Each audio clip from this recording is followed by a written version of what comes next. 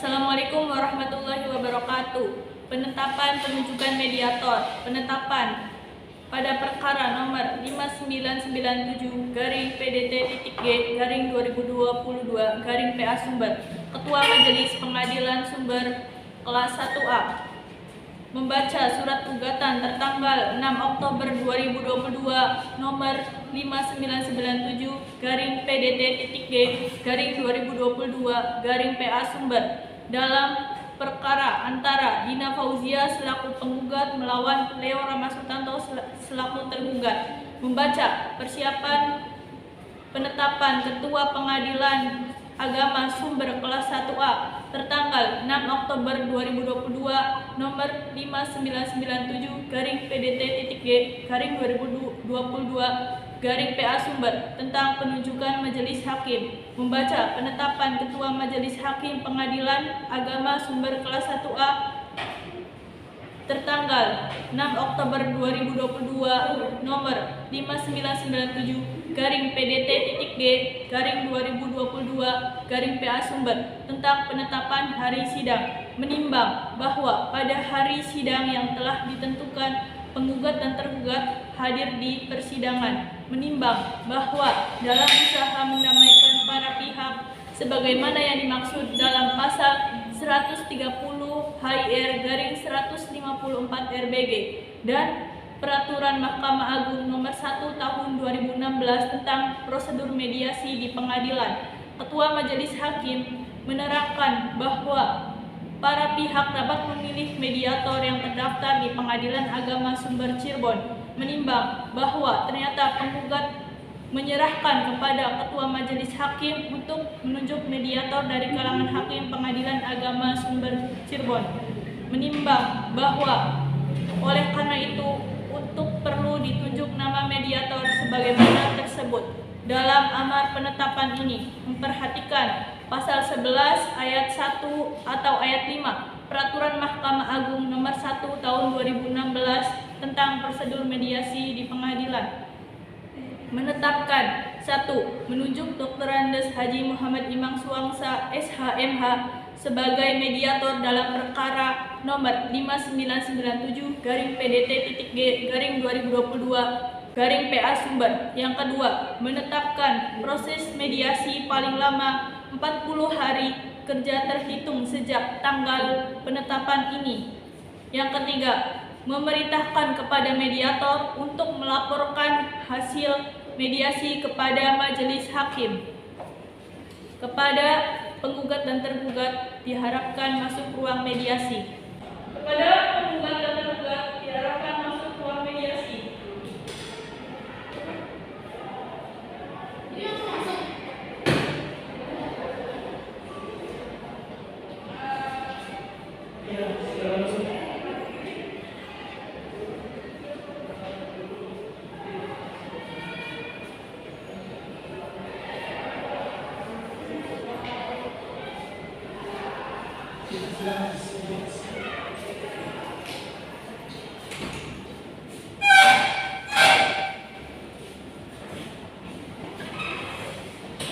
Bismillahirrahmanirrahim. Assalamualaikum warahmatullahi wabarakatuh. Sidang mediasi bercerai antara penggugat yaitu saudara Dina Fauzia dan saudara tergugat yaitu Leo Ramasutanto hari ini pagi ini pada tanggal 14 Oktober 2022 akan dimulai. Baik, sebelumnya apakah benar ini dengan saudara tergugat Dina Fauzia? Dan di samping Anda yaitu kuasa hukum Anda. Bagaimana Mbak Dina salahnya? Dan untuk kuasa hukum penggugat? Ya. Dan di sebelah saya yaitu benar dengan Mas Leo Ramasutanto selaku tergugat yang benar. Dan di samping ada kuasa hukum Anda. Ya. Bagaimana ya Mas? Alhamdulillah. Untuk kuasa hukum bagaimana? Jadi di sini dikatakan saudara penggugat ini menggugat cerai saudara Leo Ramasutanto. Dan sebelumnya silakan untuk kuasa hukum penggugat bacakan gugatannya. Yang pertama bahwa penggugat dan tergugat adalah suami istri menikah pada tanggal 14 Oktober 2008. Yang kedua juga bahwa setelah akad nikah, penggugat dan tergugat membina rumah tangga dengan bertempat tinggal di rumah milik bersama telah hidup rukun sebagaimana layaknya suami istri. Yang ketiga, bahwa selama berumah tangga, penggugat dan tergugat belum pernah bercerai. Yang keempat, bahwa awalnya keadaan rumah tangga penggugat dengan tergugat berjalan dengan rukun dan harmonis. Akan tetapi, sekitar bulan April 2022, keharmonisan tersebut mulai pudar karena antara penggugat dan tergugat sering terjadi perselisihan dan pertengkaran yang mencapai puncaknya pada bulan Mei 2022. Dan selanjutnya nomor 5, bahwa perselisihan dan pertengkaran penggugat dan tergugat tersebut disebabkan karena penggugat masih bekerja, sehingga angka yang diberikan tergugat tidak dapat memenuhi kebutuhan rumah tangga. Yang keenam, bahwa akibat manfaat penggugat dan tergugat yang sering terjadi perselisihan dan pertengkaran tersebut, maka penggugat dan tergugat akan berpisah tempat tinggal selama 4 bulan. Kemudian yang ketujuh, bahwa penggugat telah berusaha bersabar dan berupaya untuk mempertahankan kebutuhan rumah tangga, akan tetapi tidak berhasil, sehingga untuk mencapai tujuan perkawinan yang sakinah, mawaddah dan warahmah tidak mungkin bisa terwujud. Oleh karenanya, cukup alasan bagi penggugat untuk mengajukan perceraian ini. Terima kasih untuk kuasa hukum penggugat. Selanjutnya dari kuasa hukum penggugat, kuasa hukum tergugat, apakah ada argumen atau tentangan yang mau diajukan? Bahwa bahwasanya penggugat tersebut menggugat bahwasanya tidak bekerja, sedangkan kedua sendiri itu sebenarnya bekerja namun sudah PHK. Nah, pada saat PHK tersebut karena adanya COVID-19, sedangkan pada kedua sendiri itu merupakan karyawan pada perusahaan, sehingga karyawan tersebut masih kontrak apabila COVID-19 sudah hilang dan bisa untuk memperpanjang kontrak tersebut lagi. Jelas sekali. Memang benar. Di sini klien kami mengalami PHK karena pengurangan karyawan dari perusahaannya, pekerja buruh. Tapi di sini klien kami yaitu tergugat sekarang sudah memulai atau mencoba usaha baru yaitu membuat konten di YouTube. Tetapi karena iklan dan peminat atau yang melihatnya itu sedikit, jadi penghasilannya itu masih sedikit atau masih belum cukup banyak, sehingga akan tetapi si tergugat atau klien kami ini tetap memberikan nafkah kepada penggugat. Ya betul, apa yang dikatakan oleh Pak Guru saya.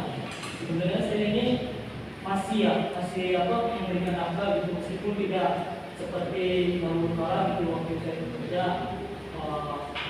Untuk nafkahnya sendiri ya masih bisa adanya gitu. Dan saya kan masih belum bekerja untuk sampai saat ini gitu. Dan untuk video YouTube saya juga masih belum banyak ditonton gitu. Gimana dari penggugat atas argumen yang dibicarakan oleh penggugat? Ya, untuk pemberian nafkah, saudara Leo memang kadang-kadang memberi nafkah, tetapi nafkah tersebut tidak cukup karena banyak kebutuhan yang terjangkau dan banyak yang dibutuhkannya. Ya, apalagi ditambah penggugat atau klien saya ini masih menanggung ibunya yang sudah tua, tentu saja itu tidak cukup. Ya, kemudian juga sekarang kan kebutuhan makin mahal sehingga buat memenuhi kebutuhan sehari-hari itu masih kurang.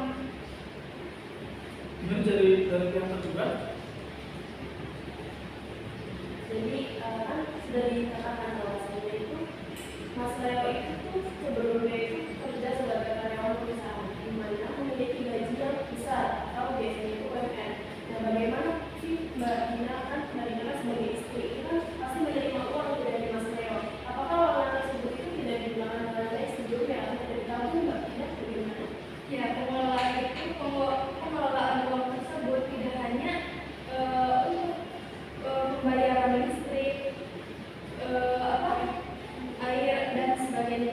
Di sini banyak ada kebutuhan-kebutuhan lainnya seperti membeli susu dan apa itu alat rumah tangga yang sudah mulai tidak layak dipakai. Kalau sebelumnya juga kan untuk gaji saya waktu itu 5-6 juta juga untuk pembayaran listrik, pembayaran susu atau apa juga masih cukup gitu kan, masih ada tabungan. Mas saya untuk habis sebulan habis tidak bekerja masa sudah habis gitu. Itu gimana sih? Sedangkan kan gaji sebelumnya saya serahkan semua gitu. Ya, di sini saya masih ya. Saya ingin bertanya kepada pihak penggugat sebelumnya mengenai gaji Mas Leo ya, yang dirasa Mas Leo ini cukup gitu ya. Dari pihak penggugat ini pengelolaan keuangannya sebelum Mas Leo di PHK ini bagaimana? Apakah pengelolaannya itu lancar ataukah seperti apa gitu? Ya, pengelolaan sebelumnya itu lumayan lancar, akan tetapi banyak pengeluaran seperti cicilan yang sebelumnya belum terbayarkan. Itu cicilan apa bisa disebutkan? Ya, cicilan seperti rumah yang sebelumnya belum terbayarkan. Nah, sebelumnya ya, selama tadi kan dibacakan di gugatan, selama 4 bulan kalian berpisah itu,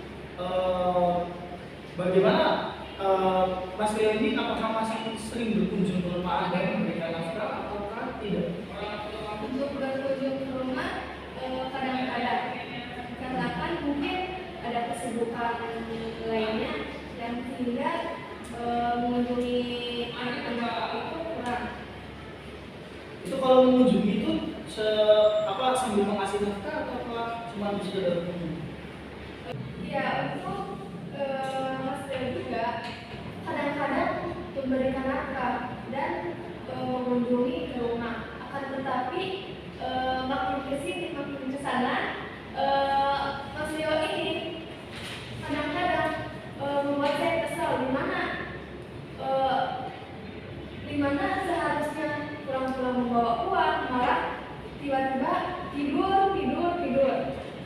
Oh, bukan begitu, tapi namanya juga kan kalau ini kan konten video kan masih belum stabil gitu, masih naik turun gitu ya. Mau gimana kita mau stabilan setiap berkunjung bawa uang nafkah gitu, sedangkan kan saya juga perlu lah nengok anak gitu, yang namanya seorang ayah kan gitu, pastilah gitu ada keinginan untuk menengok. Kemudian juga kan di sini kan kenapa misalnya pisah rumah itu dikarenakan Mbak penggugatnya sendiri yang mengusir tergugat untuk pisah rumah, sehingga tergugatnya sendiri itu untuk menengok anak itu jarang-jarang Mbak. Padahal kalau tidak pisah rumah tersebut, selain mendapatkan laporan gugat kan dia masih bisa dekat dengan anaknya, gitu kan, dengan orang tua Mbaknya juga. Untuk itu Mas Leo bukan saya yang mengusir, akan tetapi mungkin Mas Leo merasa tidak enak dengan sikap saya yang semakin hari semakin kadang bawel, kadang gini. Mungkin itu yang menyebabkan Mas Leo itu keluar. Ya, gimana enggak ya kayak keluar gitu. Sedangkan posisi saya kan baru di PHK gitu, jadi kok malah terobos aja gitu, malah ngomel aja gitu kan. Dari awal juga sebenarnya saya sudah mengajak dia gitu tuh pulang ke kampung saya gitu bareng sama orang tuanya gitu, untuk ya setidaknya kalau di kampung saya juga masih bisa mudah untuk mencari pekerjaan gitu. Di kampung juga masih ada kebun gitu ya, bisa dikelola, tapi dia nggak mau. Ya, bukannya apa-apa ya, Mas. Nah, di sini ada tunggakan rumah yang mana sebentar lagi rumah tersebut akan menjadi selesai pembayarannya. Ya, kenapa harus pindah ke kampung? Karena di sini juga orang tua mungkin belum bisa berkomunikasi dengan yang di kampung. Izin masuk. Gini Mbak, kan kalau misalkan Mbak ikut kepada Mas Leo, bisa rumah atau kontrakannya itu disewakan kepada orang atau di overbooking kan bisa. itu gimana?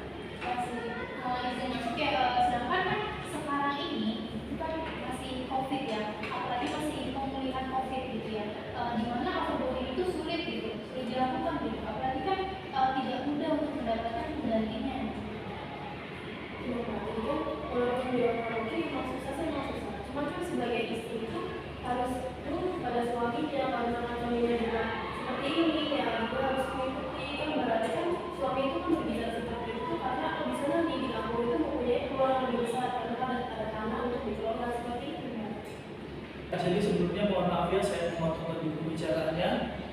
Gini loh ya, jadi sebenarnya itu dalam membina hubungan rumah tangga, meskipun suami itu bertugas sebagai pencari nafkah, tapi alangkah baiknya dalam kondisi sulit ini para pihak ini baik suami atau istri itu saling bekerja sama atau saling membantu itu dalam memenuhi kebutuhan rumah tangganya.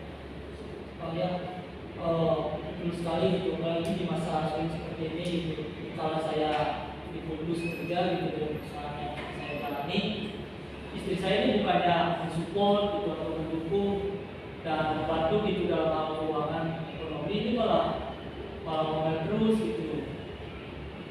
Di sini saya tidak hanya bawel karena apa ya Mas, di sini juga saya bekerja, di mana saya bekerja sebagai penjual online shop.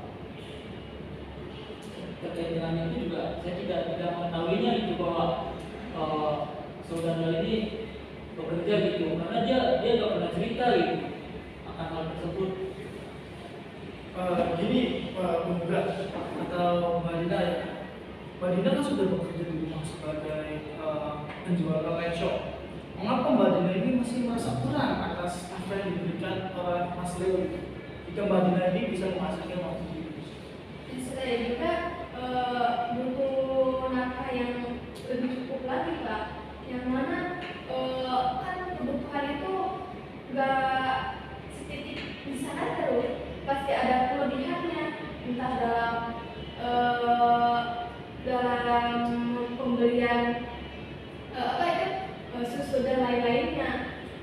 Untuk masalah lebih cukupnya itu kan baik lagi ke bagaimana kita mengelolanya gitu. Harusnya ya Anda sebagai istri ya harus mengerti gitu, keadaan sedang sulit harusnya mengurangi hal-hal yang tidak penting gitu, belanja-belanja yang tidak penting tuh dikurangi lah gitu, kebutuhan kebutuhan lainnya gitu.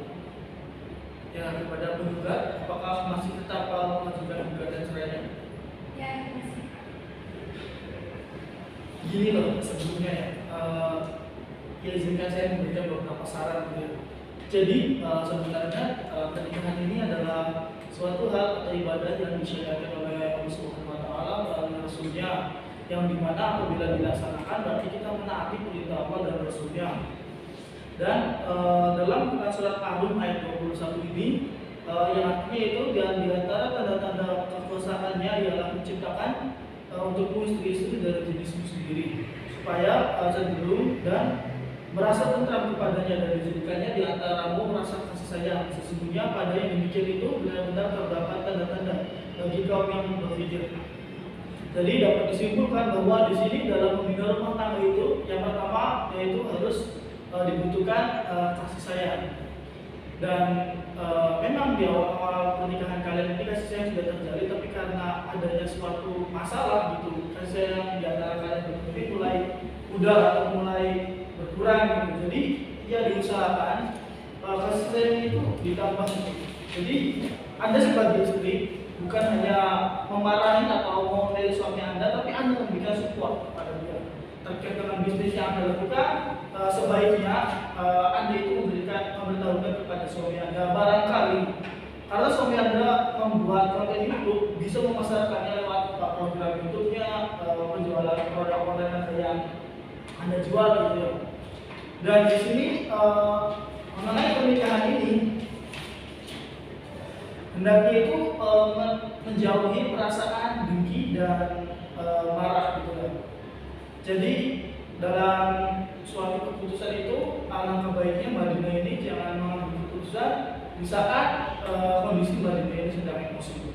Ya seperti Mbak Dina sedang ngomel-ngomel, akhirnya Mbak Dina memutuskan untuk menggugat cerai suaminya karena merasa tidak mencukupi nafkahnya, padahal bahkan tadi di gugatan dibicarakan bahwa suami atau istri ini tidak memberikan gugatan tidak memberikan nafkah kepada Dinaya, dan telah dijawab oleh kuasa hukum tergugat atau penggugat bahwa mereka atau Mas Dewi ini tidak memberikan nafkah.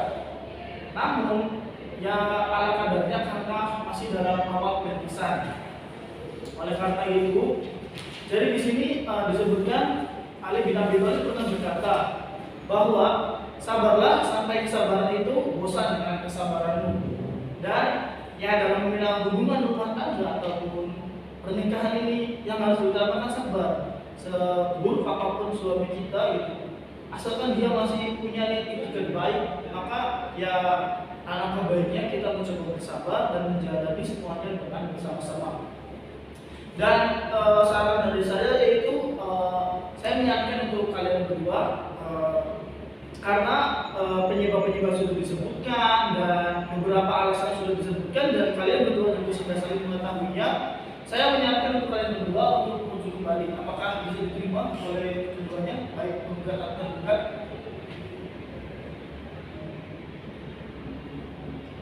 Ya, diterima atau tidak saran dari saya?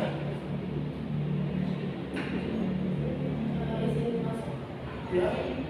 Sebagaimana seorang istri itu kan memang harus menerima apa adanya suaminya. Kalau suaminya sekolah itu kondisi ekonominya, segala itu memang harus saling menerima. Sebelumnya kan masyarakat itu memiliki uang yang lebih pada saat kita sebagai karyawan perusahaan. Dia memiliki uang yang banyak, dan di situ baginya tidak pernah merasa kekurangan karena uangnya itu kan memang cukup. Terus tidak pernah cekcok dengan suaminya. Namun di saat kondisi sedang turun, baginya malah justru cekcok dengan suaminya. Sebenarnya sebagai istri itu harus saling melengkapi. Kalau misalkan suami tidak bisa bekerja lebih, maka istri juga harus bisa untuk membantu anak-anaknya. Kan Mbak juga bisa untuk membuat toko di ruangan tersebut, gitu Mbak. Jadi gimana? So, diskusikan dulu dengan kuasa hukum Anda.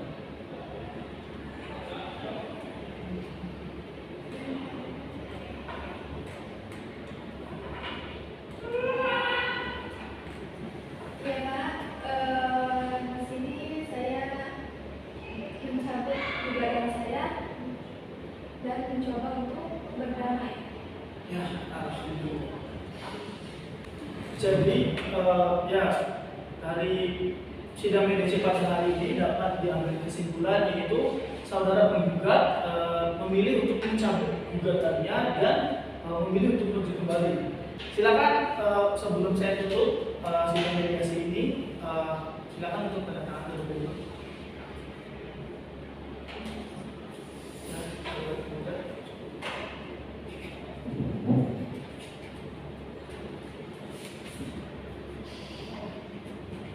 Baik, sidang mediasi pada hari ini perkara gugat cerai antara saudara penggugat Dinda Fauzia dan saudara tergugat Leora Sutanto saya nyatakan ditutup. Terima kasih atas kehadiran semuanya dalam sidang hari ini. Assalamualaikum warahmatullahi wabarakatuh.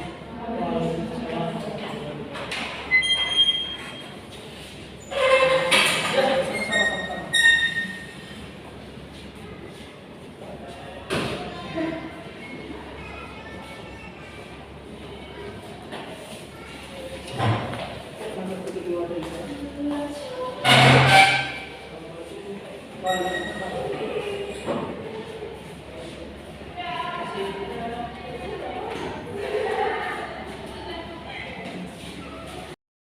Berdasarkan sidang mediasi antara penggugat Dina Fauzia dan tergugat Leo Rama Sutanto pada perkara nomor 5997-PDT-G-2022-PA Sumber tanggal 14 Oktober tahun 2022 menyimpulkan bahwa hasil mediasi telah berhasil dan penggugat memutuskan untuk mencabut kembali gugatan di Pengadilan Agama Sumber serta mereka memilih untuk rujuk kembali.